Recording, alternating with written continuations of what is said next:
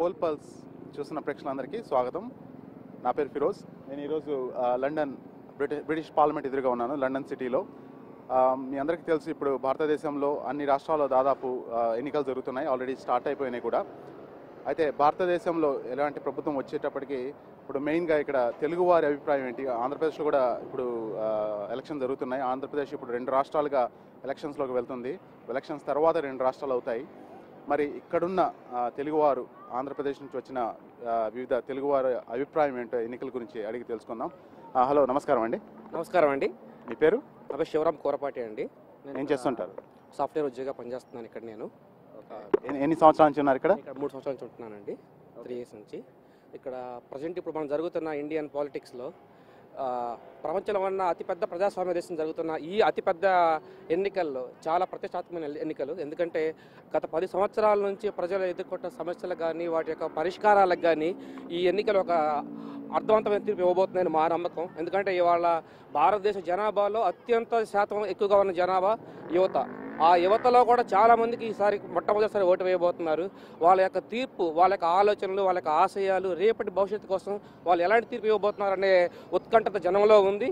అలాగే ప్రజలు కూడా ఏంటంటే మంచి పాలకులు రావాలి, మంచి ప్రభుత్వం రావాలి, తమ సమస్యలు పరిష్కరించుకోవాలి అనే ఆశతోటి, ఆతురతోటి ఉన్నారు. ఇలాంటి సమయంలో యువత మొత్తం కూడా అభివృద్ధి ఎవరు చేయగలరు? ఇవాళ భారతదేశానికి ప్రపంచ స్థాయిలో గుర్తింపు ఎవరు తీసుకురాగలరు? అలాగే తెలుగు ప్రజలకు, మరీ ముఖ్యంగా తెలుగు జాతికి ఇవాళ అన్నదమ్ముల్లాగా విడిపోయాము. ఆ విడిపోయిన తీరు కూడా చాలా బాధాకరంగా ఉంది. ఈ విడిపోయిన తీరుపైన కూడా తెలుగు ప్రజలు చాలా ఆక్రోశంతో, చాలా ఆవేదనతో ఉన్నారు.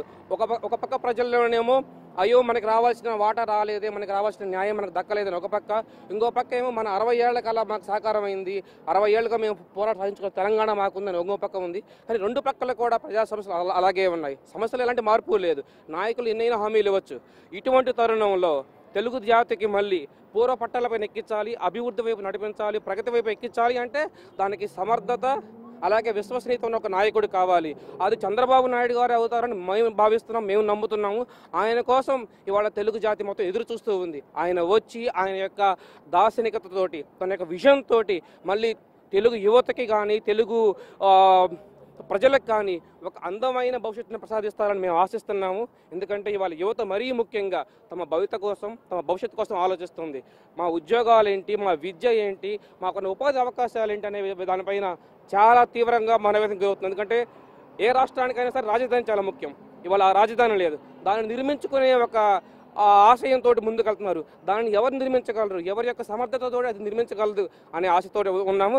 అలాగే ఇవాళ మనం భారతీయులు సంవత్సరానికి 4-5 శాటిలైట్ పంపిస్తున్నాం ఆకాశంలోకి. కానీ మన సొంత ఆడపిల్లలు మన సొంత ఊర్లోని స్వేచ్ఛగా తిరగలేకపోతున్నారు. అంటే యువత యొక్క భవితతో పాటు మహిళల యొక్క రక్షణ, ఈ రెండింటికి కూడా చాలా పక్కా ప్రణాళికతోటి కనుక చేయగలిగే నాయకుడు చంద్రబాబు నాయుడు గారు. ఆయన ఉన్న టైంలో ఆర్థిక క్రమశిక్షణ కానీ, మహిళలకి రక్షణ కానీ చాలా బాగా ఉండేవి. ఇవాళ కొత్త రాజధాని నిర్మాణం చేయాలంటే తన యొక్క విజన్ తోటి, అలాగే ఒక వ్యవస్థలో ఒక క్రమశిక్షణ అనేది ఇవాళ లోపించింది. వాళ్ళ వ్యవస్థ, అన్ని వ్యవస్థలు కూడా ఇవాళ పతనావస్థ చేరుకున్నవి. ప్రపంచ వ్యాప్తంగా ఉన్న తెలుగు వాళ్ళందరూ ఇవాళ రాష్ట్రం నుంచి బయటికి వెళ్ళిపోయే చాలా మేధోవలస జరిగింది. ఆ మేధోవలసని మళ్ళీ బ్యాక్ తీసుకువచ్చి రాష్ట్ర పునర్నిర్మాణానికి, రాష్ట్ర ప్రగతికి ఎవరైతే వినియోగించగలరో అది చంద్రబాబు నాయుడు గారు ఒక్కరే చేయాలనుకుంటున్నాము. ఇవాళ జగన్మోహన్ రెడ్డి గారి యొక్క మేనిఫెస్టో చూసాము. అది ఎలా ఉందంటే, నిన్నటి వరకు వాళ్ళ తండ్రి గారు ఏమో వ్యవస్థలను నాశనం చేశారు. ఇవాళ ఆయన ఏంటంటే వ్యవస్థలను నాశనం చేయడంతో పాటు వ్యవస్థలు నాకు అనుగుణంగా ఉండకపోతే, నాకు లోబడి ఉండకపోతే మీ అంత చూస్తానని ముందే బెదిరిస్తున్నారు. ఒక పార్టీ మేనిఫెస్టోలోనే వ్యవస్థలను బెదిరించే తీరుతో ఉందంటే మన సమాజానికి ఎంత చెడుకాలం రాబోతుందో ఆలోచించుకోవాలి. కాబట్టి యువతరం కూడా తెలుగుదేశం పార్టీకి, చంద్రబాబు నాయుడు గారి యొక్క నాయకత్వంలో ముందుకు సాగాల్సిన అవసరం ఉందని భావిస్తున్నాం. ముందు ఓటర్గా నమోదు చేసుకోండి అని మేము చాలామందిని ప్రేరేపిస్తున్నాము, వాళ్ళందరినీ ఉత్సాహపరుస్తున్నాము. దానికి అవసరమైన యొక్క మెటీరియల్ని మేము పంచుతున్నాము.